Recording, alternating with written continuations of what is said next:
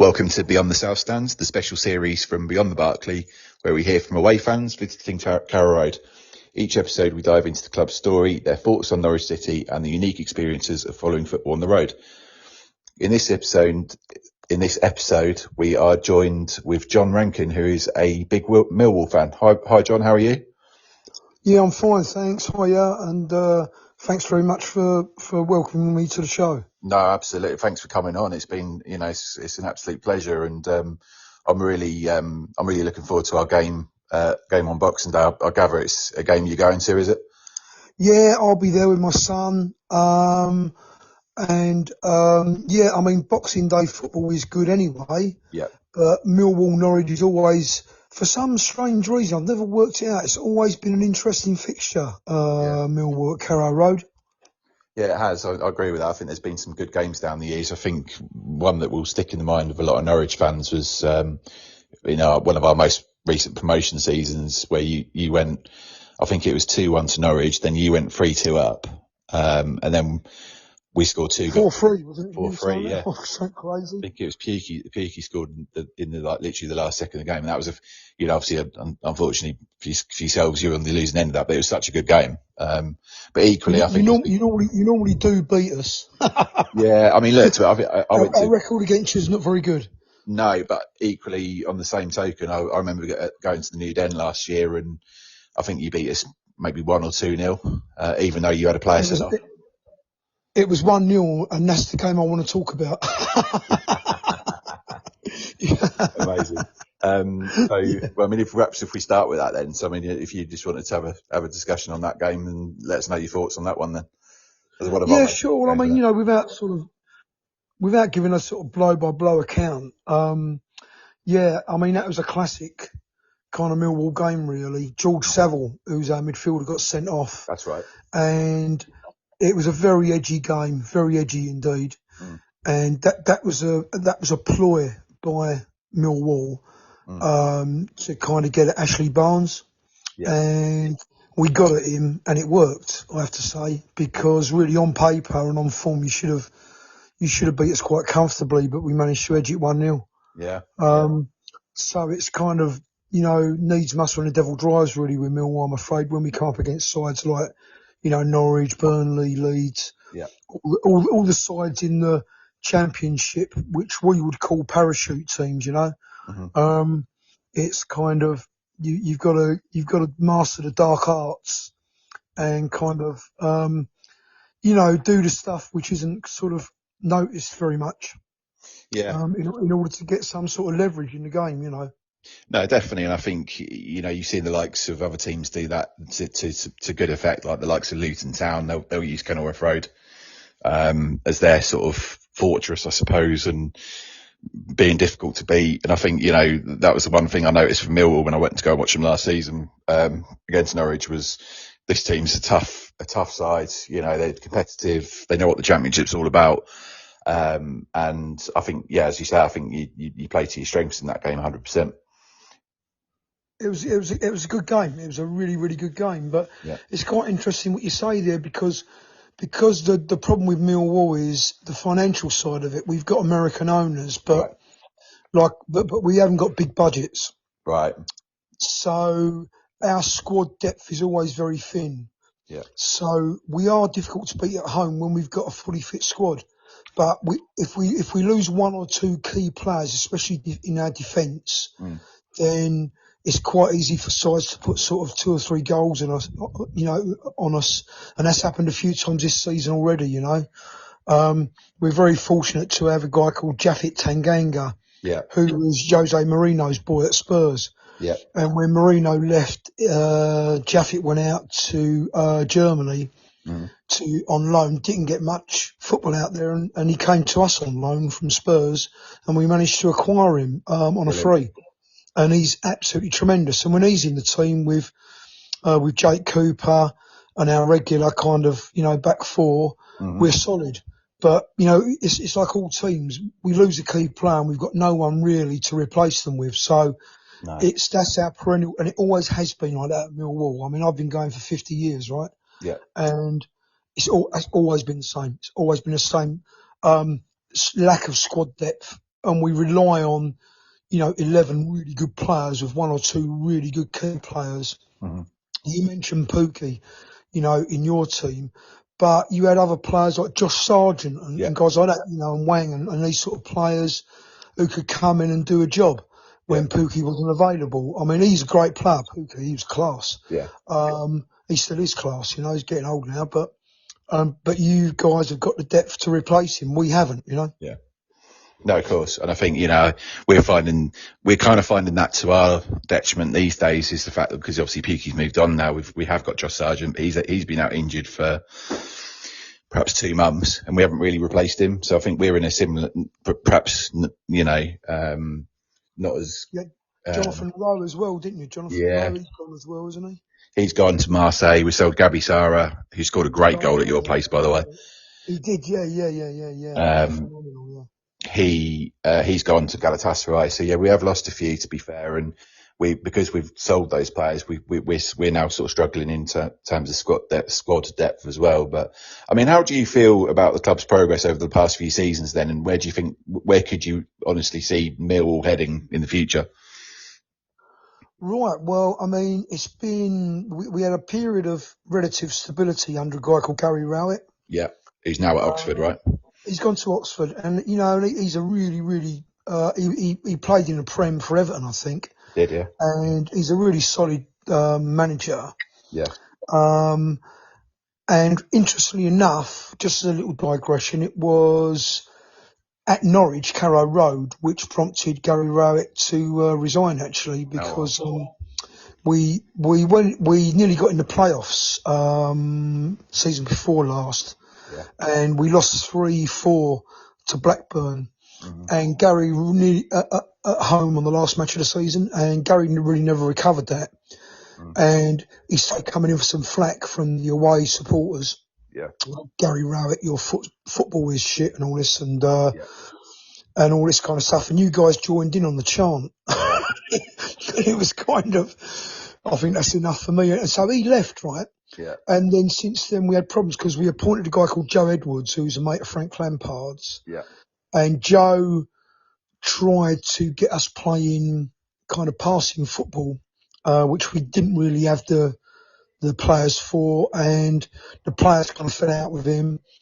And then we had to get Neil Harris back, who's a club legend. Yeah. He's our highest ever goal scorer before Teddy Sheringham. And Neil Harris came back and managed us for a second time, and he got us out of relegation problems into safety. We finished 13th last season. But now he's just resigned, and it's left us under a caretaker manager, Dave Livermore, who's an ex-player. So I don't know. I mean, it's always hard to predict. I think most fans would be happy with us staying in the Championship, We would like to push for a playoff spot if possible, but I think this season most fans would be happy with us staying in the Championship. Yeah, and then maybe sort of rebuilding under new management for the following year. I mean, that's it. Again, drawing comparisons with Norwich, we just got a new manager as well, and he's sort of coming off the back of a very good year at a team called Nordsjælland in Denmark, and obviously clearly it was never going to be a sort of an overnight job. It was always going to take 2 or 3 years for his sort of philosophy to come to the forefront, really. But I think we're in that sense, we're very similar in this. We know that this season's probably a bit of a transitional season, and that's not to say we wrote it off at the start of the season, but it's looking that way now, and we've got a lot of youth players that are coming through as well now. So we're sort of just trying to blood those youngsters. And I mean, have Millwall got any sort of exciting youth players coming through? We always have. Always have. I mean, it's interesting. I was going to say, getting the youth to come through is absolutely. It always has been. South London has always been a breeding ground for good young talent. Yeah. So, and this is going back years and years and years. So, we've gone through phases of trying to keep talent and then play it, or selling it. And I think it's a combination of the two, really. So we've got a really good academy. We've got lots of cage football. We're from a heavily populated urban area, London Borough of Lewisham. Yeah. And there's a lot of cage football that goes on. So, but the problem is, a lot of the big clubs come into our academy and the agents get into the parents and they take the kids away when they're 15, 16. We lost a guy called Zach Lovelace a couple of seasons ago to Rangers. He was only 15. Yeah. And he played in our first team at 15, looked really good, you know. Yeah. We've got a star at the moment, reminisce, who's an academy product. He's probably going to go. Crystal Palace might be interested in him. So yeah, we do develop talent, and we have to sell it. And I think that's probably the right model for us, you know. Yeah. Until we can get some real finance behind us, then I think that's what we've got to do. Just survive in a championship and maybe try and get up to the Prem. Yeah. For one season, get the £200 million or whatever it is, £175 million parachute payment, and then that'll allow us to push on, really, you know. No, definitely. And I think, well, say semi-recently, maybe last 15, 20 years, you had a sort of really good cup run, didn't you? That was back in 2004 when we actually went to the FA Cup final. That's right. And we had players. Dennis Wise was skipper of the ex-Chelsea and Wimbledon player, you know, England international. Ray Wilkins was involved as well, God rest his soul. But we had Tim Cahill, these kind of players, you know. And yeah, we had FA Cup run. And prior to that, we went into the old top flight, the first division in 1988, 89, you know, but came down the next season. That was with Teddy Sheringham and Tony Cascarino. Oh, wow. Yes, I mean, you weren't far off, you know, being in the Premier League, because obviously, what was the Premier League, 92, was it? I think the first one. Yeah, so I think it was about 93, wasn't it? Yeah, so we went up in 88, 89. We just lost our manager, John Doherty, who took us up, actually. Right. We lost him a couple of weeks ago. But our star player was a guy called Teddy Sheringham, who then went on to Notts Forest, then obviously Man United, Spurs, you know, England. Yeah, yeah. But he was, he's our second highest ever goal scorer to Neil Harris. Okay, yeah. I was going to say, I mean, I remember he actually managed at Stevenage for a bit as well. Stevenage FC. He did, yeah. Right. It's a team local to me. Yeah. Oh, cool. Yeah. Is that where you come from then? So just where were we? So we were talking about some of the games that Norwich and Millwall have had previously. I think we've already mentioned the 4-3 and the 1-0 last season. Can you remember any other games from I think you beat the 6-1. That's one that sticks in the craw as well. I'm trying to remember that one. Was that recent? Yeah, no, it was a while back. I tend to forget Norwich games because we haven't got a very good track record against you guys, I'm afraid. I don't. Yeah. Carrow Road. Have we ever won at Carrow Road? I don't think we have. I think it might have been a long time ago since we won at Carrow Road, and you normally upset us at the Den because traditionally you're a Premiership, you're a sort of Prem club, Championship club, aren't you? You're always First Division, Second Division, you know.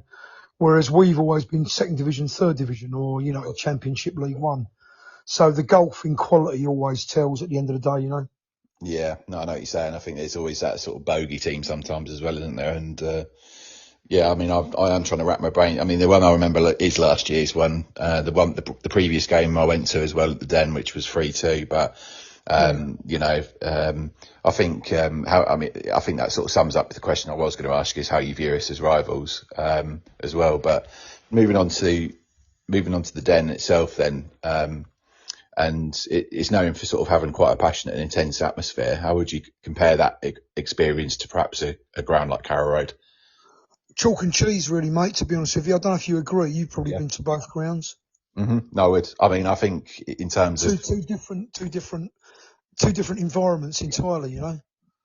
No, definitely. I think, you're right. I think I liken Millwall to Luton. In terms of its atmosphere and how, you know, there's a constant sort of noise, I suppose. I think sometimes Norwich can be as good as it is on occasions when things are going our way, or you know, there's a sort of a flurry of attacks almost. I think sometimes it can be a bit quiet. I think it's interesting the comparison you make to Luton. Because we would see our atmosphere as being much better than Luton, you know. But there you go. I mean, Yeah, we normally have quite a good time at Luton, Yeah, Millwall. There have been some infamous incidents. I mean, there was a bit of a tear up in 1985. yeah, I don't know how old you are, but you might be a bit too young to remember that. 38. I'm not sure, but yeah. Yeah, Yeah, so that was but yeah, I mean, we've been to Kenilworth Road a few times. mm. It's Kenilworth Road as a ground is more similar to the Old Den. Yes, yeah, The Old Den was a phenomenal place, and again, the atmosphere was totally different at the Old Den than it is to the New Den. So the Old Den was what Millwall's reputation was built on, yeah, and that was a pretty unique place.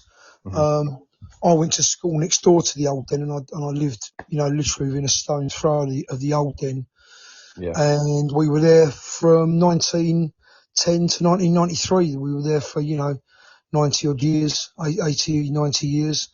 yeah, And it's where our reputation was kind of built as a hard to beat club yeah, that was difficult to score goals against. And, the traditional, the sort of archetypal fortress of a home ground. yeah. No, definitely. Um, and that spirit has kind of carried over to the New Den, but the New Den's a different stadium. It's all seater, Yeah, obviously like most stadiums are now. They had to be after Hillsborough. hmm And, it's not enclosed, so you got open corners. yeah. It's a lovely ground in terms of the view. You have a Great view. great view of the pitch from wherever you are. It's brilliant. Mm. It's great.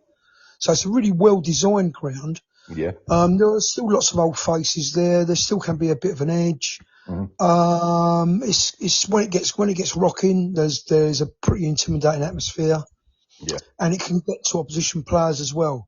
I know that the players use it as a bit of a sort of, they call 12 it the man. 12th man. Yeah, Yeah. So it got to Ashley last season, Ashley Barnes. yeah, And it can get to players because the intimidation, especially when they come down to take, corners or throw-ins, the intimidation can get a bit intense, a little bit visceral, and it does have an effect on players. You see it sometimes. So yeah, it is a bit of a weapon. mm. Sometimes it goes a bit quiet. We get a lot of, we've got a different demographic now at Millwall. So it's the closest ground to London Bridge Station and the Right. centre of London. So you can see the Shard from Millwall, right? So Yeah, we get a lot of tourists now at Millwall. We, in a nice way, we call them tourists. yeah, So they're there. You see a lot of, which is great for us as a club. of course. So you hear a lot of German accents, a lot of Polish, Russian, American, hmm Swedish. You get all sorts of nationalities come to the Den because they're in London as tourists, quite literally, Yeah, and it's the easiest club to get to. It's so easy. It's one stop mm. from London Bridge, right? So if you're staying in a hotel, it's one stop. So we get a lot of that kind of demographic. But we still get the traditional support as well. So it's interesting, it's in a bit of a melting pot, Millwall, but yeah, on its night and on its day, it's a good place to go to, and it's Yeah. good for away fans. We have some good visits from away fans. I don't know how many Norwich bring. How many do Norwich bring to Millwall? Do you have a good following? Yeah, Norwich. 800, 1,000? Yeah, I mean Norwich usually take a decent away following, and particularly for a London game, I think anywhere between, depending on what the allocation is, it's anywhere between sort of 1.5, 2,000. Oh, that's good. Yeah, I mean they're at the upper end. Sunderland bring about 3,000. Yeah, Coventry bring about 2. And then, we had Blackburn at home on Saturday. I think they had about 800, which is good, maybe 1,000, not bad. 3 days which is before good. Christmas, is it? Not bad all that way as well. So, it's a good ground for away supporters to get to because they've Mm. just got to get to London and then it's literally, one stop on the train or tube. No, definitely. I mean, I've been as a neutral as well, and what I like about it is all the fan zones that you got. I mean, I think it was. Is there what's it cold something stand? Well, we go in what's called the Cold Blow Lane stand, That's which is fun. the Yeah. traditional. So, That's the traditional home support. yeah. So Uh, that's where I was as a neutral, and there's a big sort of fan area behind there, and lots of places you can go for a drink, etc., and food. And I thought that was you're in there and in your seat within sort of 15, 20 seconds. I thought that was really good. Yeah, it's great. There's a big blue bus there, which is That's turned right. into like a pub. And yeah, there's pie and mash, there's German sausages, there's all sorts of stuff. There's lagers and whatever you want, And in the concourse, the food's okay. I mean, it's not brilliant, but it's okay. You get a pie and a pint, and it's not a bad experience, really, No, definitely. All right, cool. So moving on then, we did talk earlier on about sort of you sort of search for a new manager. Is there anyone sort of you've got particularly in mind that you'd want to sort of lead the club? Well, personally, I'd like Jose Mourinho. There was this thing going round on Sky Sports because his wife lives in London and his wife lives just near the Shard or something like that, right? Mm-hmm. And they said to him, if you leave Europe, who are you going to manage? And he said, Millwall. He said, I'll just go over the bridge. So that all got us excited because that would be hilarious to see him down there. Yeah. But whether I don't think that's going to happen, to be honest with you. But no, I mean, the guy that's got his name in the frame at the moment is Alex Neil, right? Who looks like he's in advanced talks with us. Oh, wow. And I think that'd be a good appointment for Millwall because he got sacked from Stoke, but Stoke sack everyone, right? So, but he did well with Preston, and he took the club up to the Prem, didn't he? I forget who it was now. Norwich. Oh, he took your club up from the So when you were talking about Alex Neil, I thought, he'd be a good fit for Millwall. I think he was someone that did a good job with us under very sort of telling circumstances as well. What's he like then? Tell us about Alex Neil, because this would be really interesting to Millwall fans as well. Yeah, so I wouldn't mess with him, to be honest. I think he's Scots, isn't he? Yeah, he came into us. I think he was only about 34, 35 when he came to us. He managed a team in Scotland. I can't actually remember who they were now. Hamilton Academicals. Did relatively well with them. Came to us, and the first game was against Bournemouth. Well, it wasn't actually his first game. He was there watching, and it wasn't going well. So second half, he came down and basically took over, and we ended up turning the game round to 2-1. So we knew straight away there was something about him, and we went up via the playoffs. Sorry, and he, at the point he came in, it was just a complete transformation of our season. Really? So run that past me again. So he wasn't actually manager at the time, but he was in the ground watching you, or he'd been appointed or something? So he'd been appointed, perhaps let's say the Tuesday, for instance, or maybe the Thursday, but it was still going to be the the temporary manager, what they call him. Caretaker manager? Caretaker, thank you. It was still going to be the caretaker manager. I can't remember who it was at the time.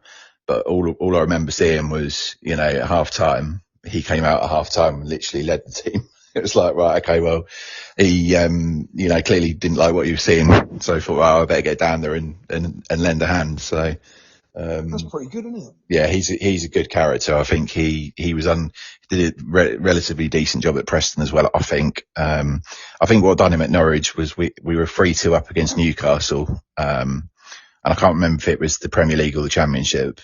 I think it was the Championship because I think they got relegated with us. And there was only like 2 minutes left and we ended up losing 4-3. And I think a few of the sort of senior players, pulled rank a little bit, shall we say. So, but this is going back for 3 or 4 years, something like that. So it's I think he's certainly developed since then.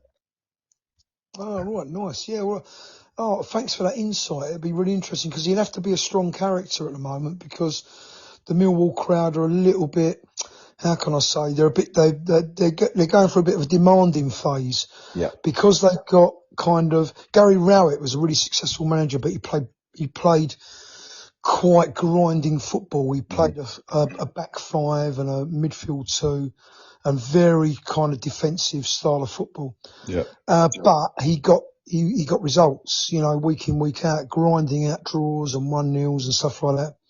And consequently, a section of the Millwall crowd have got very high expectations. Yeah. So, as a manager, you've got to get your messaging right. You've got to not say anything silly, you've got to not slag them off. Don't try and take them on. You've just got to kind of get to know what gets them going. All Millwall want to see is players giving 100%. That's all they want to see. No, absolutely. Like most supporters, you know. I mean, we like to get results, but we don't want to be embarrassed at home. Mm-hmm. We don't want to, you know, we went through a phase of having 3 goals put past us at home, and the crowd was starting to boo and really get on the backs of the staff and the management, you know, and they can turn a bit ugly down at Millwall sometimes, you know. And if he's a strong character and he delivers kind of, you know, if he can get a tune out of his players and get them to perform, then he'll be okay. He'll do really well. No, I think you're on for a good one there, to be honest. I think he'll certainly, it's a good fit. I think it's a really good fit, certainly. So moving on then, so we're looking at, one of the things I sort of said about was some shared players, and what I mean by that is players that represented both Millwall and Norwich. Yeah. Can you think of any ones that sort of stand out? Yeah, there's been a few actually over the years. I mean, going right back, well, not right back. I mean, you know, I suppose I'm a relatively old guy now. I'm 60 next year. So, but you go back to early 90s, Malcolm Allen. Do you remember him? That's before your time. Malcolm, he was a good Norwich. Yeah, he was a good Norwich. He was a great player for us. He played. I think he had a couple of seasons and he knocked in about 40 goals or something. Wow. You know, he was really good. Yeah, really good. Malcolm Allen. And then then the big one is Steve Morrison, right? Yeah. He's worth talking about. But the other guy as well, you had them both. You had the Fashanu brothers, didn't you? Yeah. You had John and Justin. And Justin tragically committed suicide. Yeah. He scored one of the most famous goals ever, which was it won goal of the season in the 70s. Yeah. And it was on the match of the day warm up intro bit for years. And it was a brilliant goal at Carrow Road where Justin Fashanu took it on his chest and did a swivel and sort of volleyed the ball in. It was a total worldie. Yeah. And but John Fashanu, his brother, sort of developed his football at Millwall really, and then went on to Wimbledon. So that was a notable one. Oh, nice. And then John Fashanu. So they were both Norwich Academy, I think, the Fashanu brothers. Yeah, I'm not sure. They were. Yeah.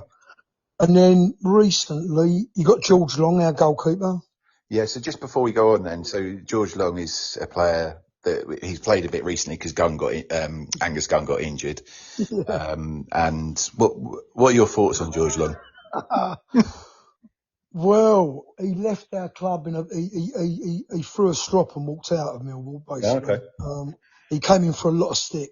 So what it was, right, we had, and I feel sorry for him because he was following a real club sweetheart. We had a guy called Bart Białkowski, right? Yeah, I remember him. Who was Polish. And he was the best shot stopper you could imagine. He was like a reflex goalkeeper. But he was awful with the ball at his feet. Right. I mean, awful, right? And his knees were knackered. He couldn't kick the ball further than 20 yards, right? So, but stopping a shot, brilliant. So we came to Carrow Road 2 years ago. Played at Carrow Road, and Bart was in goal, and Josh Sargent gave him a tough time and sort of, kept on running him down. And as soon as Bart had the ball at his feet, we all took a sharp take a breath, So, so we needed a different goalkeeper. So we had this guy, George Long, who was tremendous with the ball at his feet, right? He was a real keeper, sweeper. Yep. He could pass the ball back to him. He was confident with the ball at his feet. He'd dribble it around the defender, and he had a brilliant clearance. Yeah. He could hoof the ball up the pitch right into the opposition area. And, and he could clear the dead ball as well, right into the, sort of accurately. Yeah. He was tremendous. Distribution was phenomenal, right? But his save is, between the sticks, he made some howlers. He made some good saves, right? But also, balls like free kicks that should have just been meat and drink, weak shots. He used to let them into the net I don't know what happened. Maybe it got to him, but he came in for a lot of stick on social media and at the club.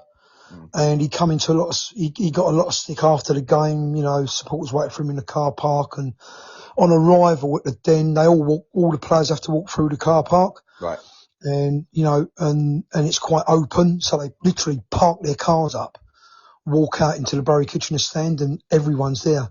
Yeah. And he got some verbals because we weren't used to that sort of goalkeeper. We were used to a goalkeeper that would stop shots, and to see a goalie, I think it was a confidence thing. He let a few early goals in, like a lot of keepers do. A lot of keepers have a bit of a dodgy period when they're settling in. I think it got to him, and it seemed to us that just take a shot, just get it on target, and it'll go in the net, and it was at the end of the day. I don't know what he's been like for you guys, but he's a good goalie and he's a nice bloke, actually. Yeah, so I hope he does well, because he's a nice fella, right? Yeah, I mean, that's the thing for me is he's come in and he played a few cup games for us last season, as they do. The sub goalkeepers do, don't they? They come in and play cup games. But what people don't perhaps sort of respect sometimes is they've got younger, inexperienced defenders in front of them as well, because obviously they rotate in the squad. So I think I always thought it was a bit unfair to judge George Long on that. But then when he came in for his stint earlier this season, there was a few games where I think Preston away, there were one Sheffield Wednesday away, where you just described it. He's sort of like he should have saved it, and it's just gone through him. He used to go underneath his body, or he used to push it into the corner of the net, or exactly. And push it out into the danger zone. We sit behind a goal, right? Yeah. And you'd see him, and I think, what's he doing? Rather than push it round the goal or over the goal, he'd push it back into the danger zone. And I don't know what happened to him. It's just, but I spoke to Andy Marshall, who's our goalkeeping coach. He used to play for us as well. That's right. Yeah, he's a nice guy, Andy. We had lunch with him. And he was saying, I said his distribution is really good, and he said, he's the modern keeper. But I just think, I don't know. It's just, I think like all football, it's a confidence thing, and you get a mental block. Yeah. And, and then it's a downward slope. So, but I hope he's a nice bloke, and he's a good goalie, and I hope things work out for him. Yeah, likewise. I mean, I don't like to see any player struggle. We always try and be really positive on this podcast about players and stuff. So it's always positive as we can be, right? But it's, 100%. Is there any other players you can think of? Oh, I'm trying to think. I think there've been a few over the years, weirdly. Millwall and Norwich have shared a lot of players, and I don't really know why that is. It wouldn't strike me as a club that we would generally share players with, but I think there's been quite a few. But those names that I mentioned. You had Harry Toffolo, didn't you, at one point? That's the kid, but he didn't play. He didn't get on with us. Right. He was a year with us, and I don't think he got in the first team. Right, yeah, because which is likewise crazy. with us, he never really, he was I believe, don't quote me on this, but he was an FA Youth Cup winner. He was part of the squad that won the FA Youth Cup with us, and never really kicked on really. And I think he's now at Nottingham Forest. Yeah, he's doing well. He's a regular feature in the team, and he comes on quite a bit. Yeah, no, definitely, 100%. So, it's been really good. So, just to sort of finish off. Then, John, I really appreciate you coming on. Could you give us perhaps a prediction for the game on Boxing Day? Wow. Well, my son is sitting here with me, right? So we're going up as a family on Boxing Day. My wife's coming with me, although she's not going to the game. Yeah. So I'm going to ask my son first of all, right? What do you think, Rufus? I think it could be quite a close game, maybe. Depends. Yeah. I'm going to go with a 1-1. Well, Roos is going for 1-1. Yep. Fair shout. And I think, I don't know. Listen, I just can't see us coming away with anything. I think you'll beat us 2-1. Okay. Well, I mean, we're off the back of a really poor run at the moment, and there's still a little bit of a concern that Gunn may be suspended as well. I think it's been and gone, but essentially we had a game against QPR a few weeks ago where Kenny McLean, who's our sort of talisman, I suppose, he got suspended for 4 games off the back of an incident, and Gunn also had a bit of a go at the ref, but that's still, I don't think that's been heard yet, that incident. So we may be having the aforementioned George Long in goal. So That'd be hilarious because, yeah, that would be really funny because I think when we came up 2 years ago, George Long had just gone to you, and I think, that's right. And I think that's what, yeah, and he came out and trained on the warmed up, yeah. Well, if you got George Long in goal, we'd probably win 3-0 then, but there you go. If George listens to this, George, you know who I am, mate. I know you are. You're a good guy. Keep drinking the coffee. Keep playing golf. It'll all come right, mate. Yeah, I hope so. I hope it does for him. And you know, if it's as I sort of was going to say, I mean, I think the form we're in, I would take a draw now. I hope we do. I hope we win, but you know, draw will be, and our record on Boxing Day is not great either. So yeah, maybe a nice 1-1 draw. Send everyone home sort of relatively happy to enjoy the rest of the festivities. I'd be delighted with a 1-1 draw, but I think it's the Carrow Road curse, and I just think that I think that it'll be decided by one goal. I don't think that the teams are kind of a bit more evenly matched than they have been in the past. When we came 2 years ago, it was just we held on in the first half, and in the second half you could have put 4 goals on us. And last season, you were just so much better than us. We scored a consolation goal. I think Imaku scored a goal right at the end, but again, you could have put 3 or 4. They did put 3 on us, yeah. It's just I think you could have put 4 or 5 on us. So I don't know. 1-1 will be great for us, but I think you might edge it, guys. Because you're going to have a reaction. Yeah. You've been having a bit of dodgy form, so I think your players will react. And I don't know. I think you'll come away with 3 points. Okay, well, thank you very much for that. I've got my fingers crossed. Are you going for a pint beforehand or anything, John? Yeah, we normally just go in the concourse, don't we? We stand in the Nelson Hotel. Yeah. And the Premier Inn, and then we just walk over and walk past the railway station, and then we go through there, and then we just sort of hang around the concourse. There's a group of us, like there's a core group of away fans, like there is at all clubs that go, and we normally sort of see all the regular faces. Okay. But it's a nice place, Norwich. It's a lovely town.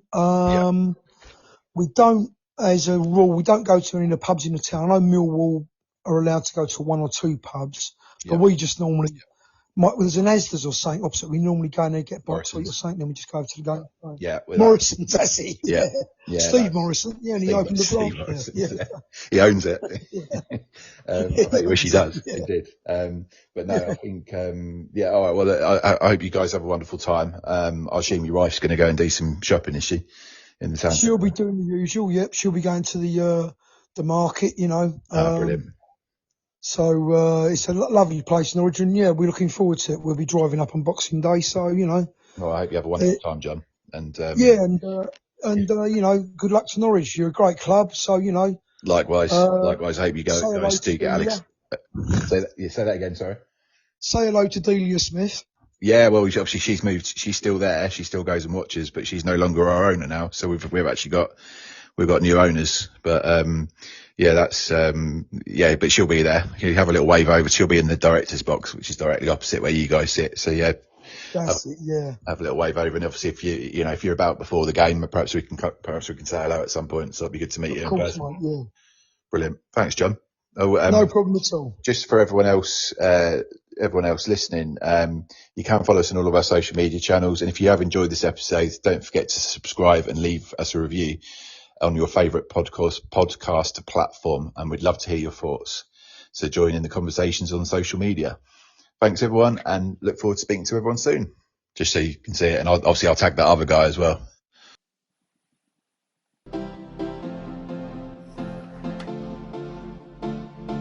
We are available on all social media channels, including Facebook, X, and Instagram. Thanks for listening, and tune in soon.